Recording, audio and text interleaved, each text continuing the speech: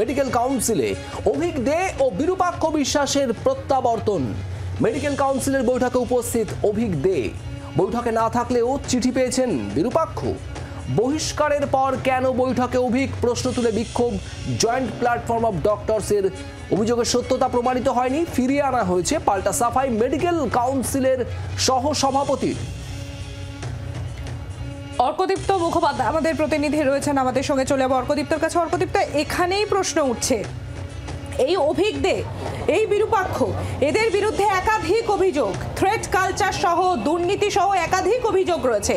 তারপরে দেখা গেল অভিক দে তিনি সশরীরে হাজির মেডিকেল কাউন্সিলের বৈঠকে। শুধু তাই না, বিরূপাক্ষ হাজির না হলেও বিরূপাক্ষর কাছেও সেই চিঠি গিয়েছিল।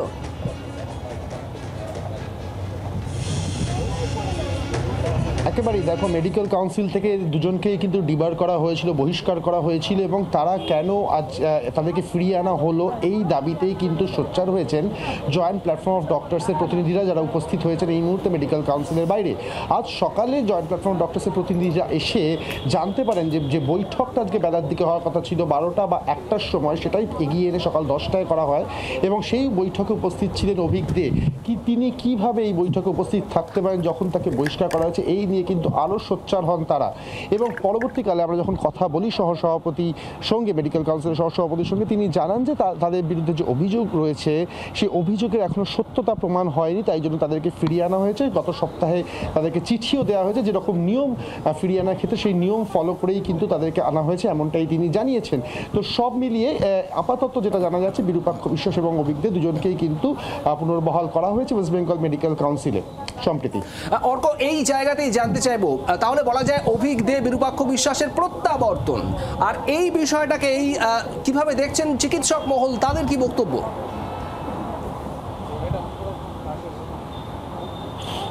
একেবারেই সেটাই বলা যায় যে প্রত্যাবর্তন মেডিকেল কাউন্সিলে এই দুজনের। আমি একবার কথা বলার চেষ্টা করব, এখানে অনেক চিকিৎসকরা রয়েছেন, আমি তাদের সাথে একবার কথা বলার চেষ্টা করব।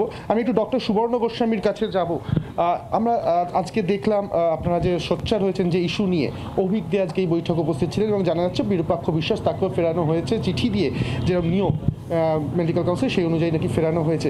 কি বলবেন সার্বিকভাবে? আপনারা তো এই দাবি নিয়ে সোচ্চার হয়েছেন এবং সারারাত্রি এখানে থাকারও পরিকল্পনা করেছেন। দেখুন, দু রকমের ভার্সন পাচ্ছি।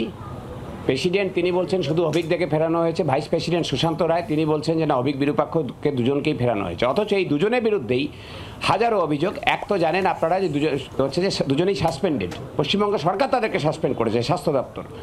এদের বিরুদ্ধে তোলাবাজি থেকে শুরু করে মহিলাদের শ্লীলতাহানির হাজারো অভিযোগ জমা পড়েছে, যে কমপ্লেন কমিটি স্বাস্থ্য ভবন করেছিল তাদের কাছে। এদের বিরুদ্ধে অভয়ার খুন ধর্ষণের তথ্য প্রমাণ লোপাটের অভিযোগ রয়েছে। তথাকথিত ক্রাইম সিনে উপস্থিত থেকে তথ্য প্রমাণ লোপাট করতে দেখা গেছে অন ক্যামেরা ভাইরাল ভিডিওতে।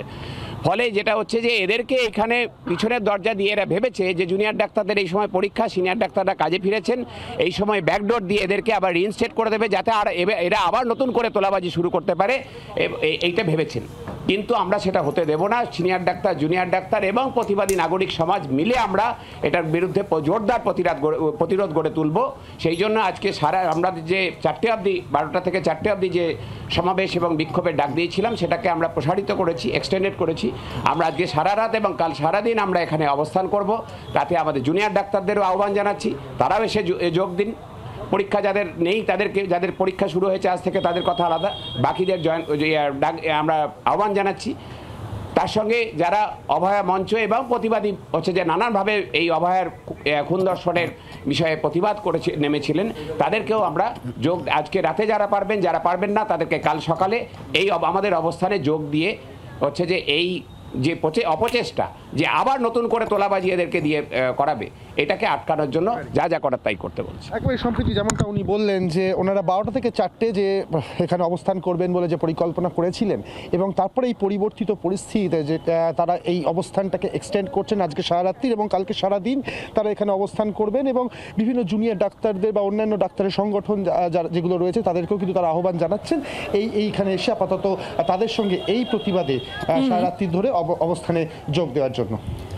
অনেক ধন্যবাদ অর্কদীপ্ত, তুমি নজর রাখো পরিস্থিতির দিকে। আমরা একবার শুনে নেব সঞ্জয় হোম চৌধুরী, তিনি ঠিক কি বলছেন এই গোটা পরিস্থিতি নিয়ে, গোটা বিষয়টি নিয়ে। তো অবৈধভাবে যে এখানে রেজিস্টারের নিয়োগ আছে, তিনি যে মিটিং ডাকছেন আজকে, যেগুলো করছেন, হয়তো তাতে কিছু জিনিস পাস হয়ে যাবে। আমরা কালকে হয়তো দেখতে পাবো আরও চটকদারি কিছু নিয়ম।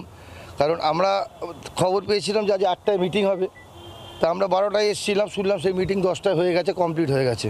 ঠিক আছে, তো সেই জন্য আমরা আজকে রাতে থাকছি এখানে, মাটি কামড়ে থাকবো যে কালকে মিটিং হচ্ছে কি না, সেই মিটিংয়ে কি ডিসিশন হচ্ছে সেটা জানার আগ্রহে আমরা পুরো চিকিৎসক সমাজ, জনমানুষকে নিয়ে এখানে আজকে আমরা থাকছি। আর এরপর আপনাদের শোনাবো সার্ভিস ডক্টরস ফোরামের সাধারণ সম্পাদক ডক্টর সজল বিশ্বাস, তিনি কি বলেছেন।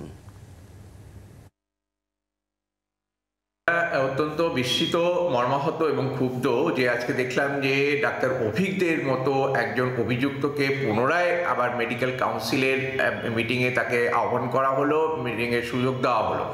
এই ঘটনা আমরা মনে করি যে রাজ্য সরকারের অত্যন্ত স্বৈরতান্ত্রিক পদক্ষেপ। কারণ ডাক্তার অভিকদের বিরুদ্ধে ইতিমধ্যেই নানান অভিযোগ বিভিন্ন হাসপাতালে, বিভিন্ন মেডিকেল কলেজ থেকে উঠে আসছে, যে সিন্ডিকেট রাজ, যে থ্রেট কালচার, যে দুর্নীতির আখ্যা হিসাবে পরিণত হয়েছে মেডিকেল কলেজগুলো, তার পান্ডা হিসাবে কিন্তু এর নাম বহু জায়গাতে কিন্তু উঠে আসছে।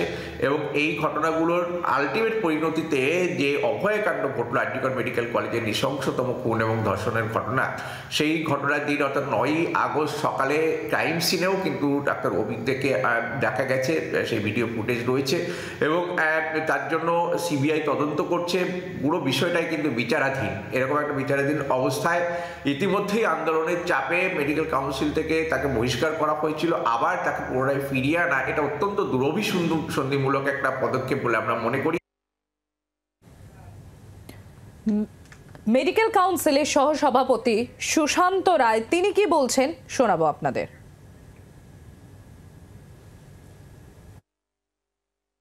জমা পড়েনি, তাদের এগেইনস্টে কোনো কমপ্লেন ছিল না, কোনো কমপ্লেন লেটার কিছু জমা পড়েনি। আপনি বলেছিলেন তো যে ওদের এগেইনস্টে কোনো কমপ্লেন ছিল না, রিটেন কমপ্লেন কিচ্ছু নেই, কোনো প্রুফ নেই, কিচ্ছু নেই। ন্যাচারালি যেটা করা ছিল সেটা উইথড্র করা হয়েছে। বাংলার আওয়াজ, বাঙালির আবেগ, জি 24 ঘন্টা।